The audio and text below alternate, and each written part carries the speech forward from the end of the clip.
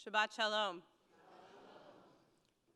My Shabbat experience last week was very different than being here on 68th Street in the middle of New York City.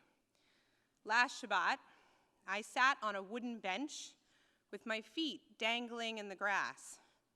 I was surrounded by hundreds of children, teenagers, and young adults who sang and danced throughout services.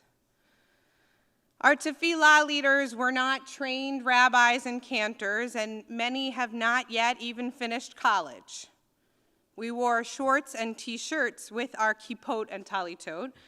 There were no cars driving by, no cell phones in anyone's pockets, and certainly no air conditioning. In case you haven't figured it out, I spent last week at summer camp.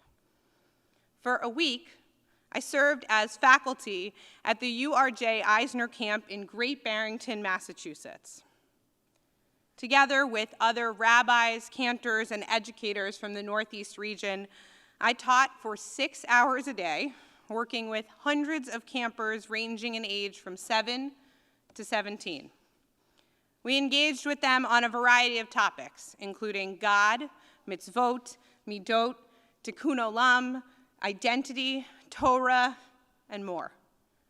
And when Shabbat came, we, the faculty of Eisner Camp, for the week, got to sit back and watch our students be the teachers. Our Saturday morning Shabbat service was led by the counselors in training who moved into their next stage of training this week, actually working with the campers and serving as staff in some capacity. Most of these 17-year-olds have been at camp for 7 or more years. So in the eyes of a 17-year-old, they've been at camp their entire lives. They think of this as their home. Not their second home, but their home. And they hold their relationships with their camp friends to be sacred. Their theme for our Shabbat morning tefillah together was the concept of cities of refuge. And throughout their time leading to tefillah, these teens focused their words to the camp community on the importance of having a place of refuge.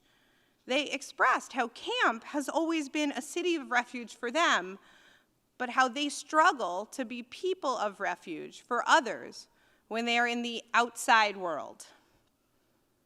It was clear that these teenagers not only understood the value of a safe space, but that it is a Jewish responsibility to be a safe person and create safe spaces for others. They wanted other campers to know that camp is a place of security and protection. But even more so, they wanted other campers to understand that it is our job to help others find refuge in the world. And there is no question that these 17-year-olds are absolutely right. There's no time more important than right now to create spaces of refuge, places where people are protected, sheltered, and safe. Every day, there are new challenges to citizens' rights and to the compassionate humanitarianism that has been at the foundation of our country's mission from the beginning. Our country was founded on ideals of freedom from persecution and was meant to be a safe haven for those who had none. A country where anyone and everyone could live in peace and be who they chose to be, whomever God made them to be.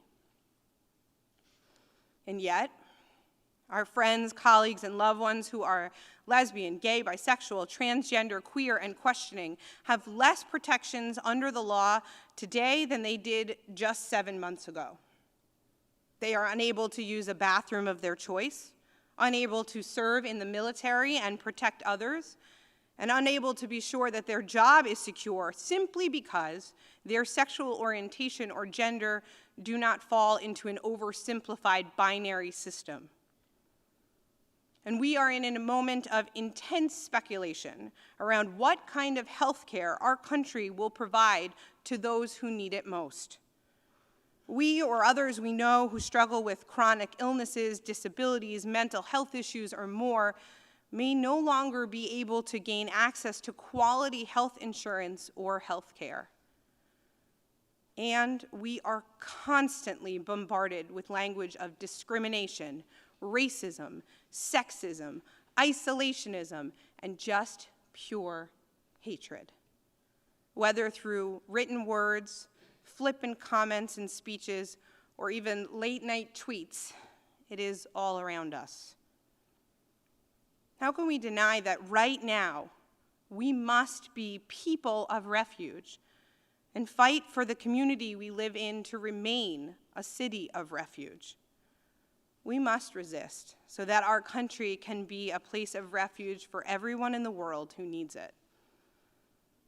And as Jews, we know how important refuge is. We know what it means to wander in the world without a home, to be constantly attacked and forced to be inferior. We know what it feels like to be tired, poor, huddled masses yearning to breathe free. This coming Tuesday, we will commemorate the holiday of Tisha B'Av, the saddest day on the Jewish calendar, as we mark not only the destruction of our holy temple in Jerusalem, but as scholars have later added to this fateful day, the final defeat of the Bar Kokhba rebellion, King Edward's compelling the Jews to leave England in 1920, the expulsion of the Jews from Spain in 1492, and even the beginning of World War I. We were once refugees. We know the struggle and the pain of being denied. And because we know, we must work even harder to create refuge for those who are in need today. And yet, I think back to those 17-year-olds at Camp Eisner. It's easy to create a place of refuge when we are in a tight community like a camp or a synagogue, a place where we are surrounded by those from a similar background, where we're already a little cut off from the outside world and can close the doors to the chaos that is happening around us. So how do we espouse this Jewish value of taking care of the poor, the orphaned, and the widow in our midst? How do we actually live it every day? How do we put down our all-consuming smartphones and step away from our busy lives for just a moment to make sure that people feel heard? How do we stop asking questions or making comments long enough to hear another person's story, truly listening and taking it in? How do we share another's story, not just our own, in a way that is compelling and honest, that shows each life is complex and unique and deserves the same treatment as any other? How do we follow up and check in with those we love who are hurting or suffering through a difficult moment, and not merely ignore them and hope that they will just call us when they are back in a good place? How do we continue to push and to fight when it is draining to get up every day and read the news?